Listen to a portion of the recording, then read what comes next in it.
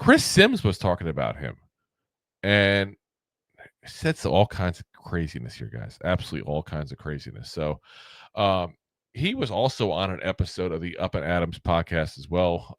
And what he was asked about Jaxson Dart, and he said about him taking over the team. He said, "Gosh, I wouldn't be shocked if it started right away. I wouldn't be shocked. I don't expect the Giants to be a super team here, right? I'm not picking the Giants to go to the playoffs. The amount of money they're paying Russell Wilson does not guarantee him the starting quarterback job." He says, by all accounts, it sounds like the guy, we're talking about Brian Daboll when he says the guy, it sounds like the guy really wanted was Jaxson Dart. And when you got the head coach play caller in your corner and you're his guy, he's going to make sure you succeed and go in the right direction. I wouldn't be shocked week one. And it's talking about him winning the start. I wouldn't be shocked week one. I think it'd be realistically, if you made me bet, I would say around week 5 or 6 would be really the time I'd expect him. A lot of craziness there, guys. So he's saying week 1, he wouldn't be shocked if Jaxson Dart is the starting quarterback for the New York Giants. Probably by 5 or 6 in reality, but week 1, it wouldn't completely shock him. I got to say, guys, I would be shocked entirely if he's starting week 1. To be very frank, I'd be pissed if he's starting week 1. This is a guy that needs time. Like, you can't just throw him in.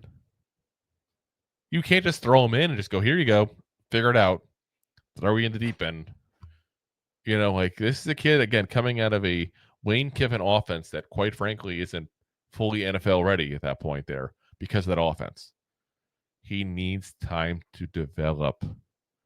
He needs time to learn to watch the entire field, to see what things are unfolding, read these defenses better, throw with the anticipation.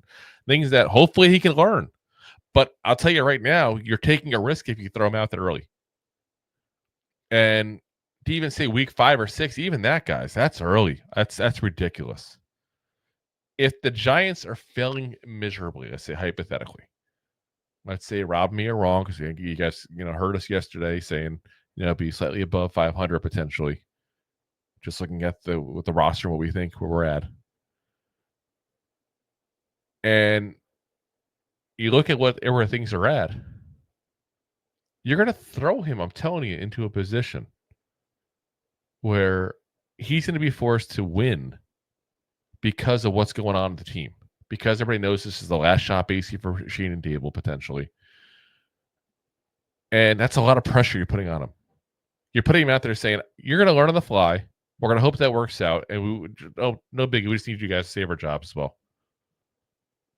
That's all. That's too much. That's too much. You're setting him up for failure, point blank. You're setting him up for failure by doing that. And I'd like to think the Giants have learned their lesson and they're not going to do stuff like that anymore.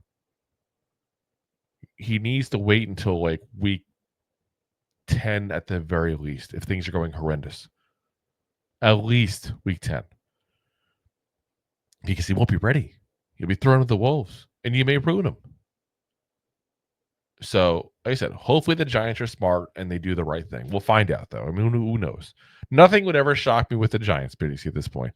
They've done a lot of crazy things over the last couple of years. So, if you like that clip, then you will love the full episodes, too. Find us on your favorite podcast app and look for us on all your favorite social media platforms.